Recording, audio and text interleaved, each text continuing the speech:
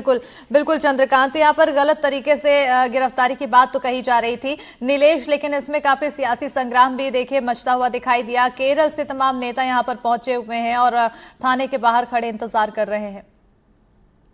बिल्कुल देखिए, केरल में चुनावी मौसम जो है वो शुरू होने वाला है। नगरीय निकाय के चुनाव होने हैं 2-3 महीने बाद, और उसके बाद अगले ही साल जो है वो विधानसभा के चुनाव होने हैं। तो ऐसे में चूंकि बड़ी कम्युनिटी जो है वो क्रिश्चियन समुदाय की है, वो काफी वहाँ केरल में बताया जाता है कि वो डिसाइडिंग फैक्टर है कि वो किसके साथ जाते हैं, और वो जिनके साथ रहते हैं उसकी सरकार वहाँ स्थानीय स्तर पर बननी तय मानी जाती है। ऐसे में दो नन की गिरफ्तारी, क्योंकि गिरफ्तारी सही की गई गलत की गई, उस पर कार्रवाई किस तरह से की गई, किस कानून के तहत की गई, उसमें क्या चीजें होंगी, इन सारे सवालों का जवाब जो है जांच और आगे की कार्रवाई में ही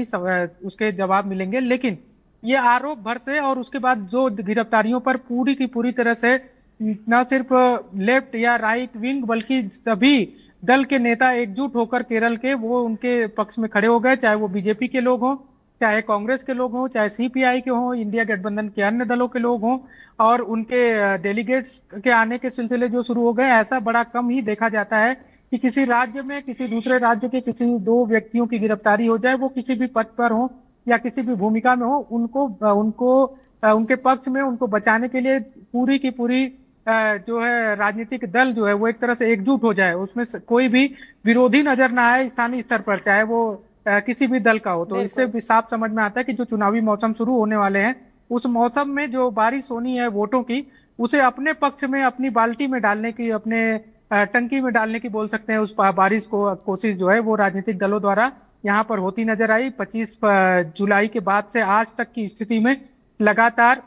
न सिर्फ सीपीआई के नेता बल्कि कांग्रेस से जुड़े लोग, राष्ट्रीय लोग, बीजेपी के नेता जो केरल से जुड़े हैं हम्म। वो समर्थन में नजर आए। इतना ही नहीं, कल जो है वो केंद्रीय गृह मंत्री से भी एक डेलीगेट्स ने मुलाकात की थी, और उसके बाद से आश्वासन मिला था कि आज बचाव पक्ष की और जो कोर्ट में जो कल जमानत के लिए सुनवाई होनी है उसमें विरोध न किया जाए सरकार की ओर से जमानत का, इसकी भी कोशिश की जाएगी। तो इससे साफ नजर आता है कि जो ये सिर्फ जो है वो कार्रवाई के खिलाफ खड़े होने की बात नहीं है, या सिर्फ कानून से जुड़े मसले पर बात करने की बात नहीं है, उससे आगे भी राजनीतिक लाभ लेने की भी कोशिश ही है, बिल्कुल और काफी ये दूर पूरी तक की तरह यहाँ से पर साफ साफ कोशिशें नजर आता है। दिखाई दे रही है नीलेश, और चुनावी चहलकदमी यहाँ पर साफ तौर पर नजर आ रही है चंद्रकांत, क्योंकि बजरंग दल के कार्यकर्ताओं ने जमकर हंगामा किया, थाने के बाहर इतना हंगामा किया, जिसके बाद ये गिरफ्तारी हुई थी, और अब इस रिहाई के बाद बजरंग दल का अगला रुख आखिर क्या हो सकता है?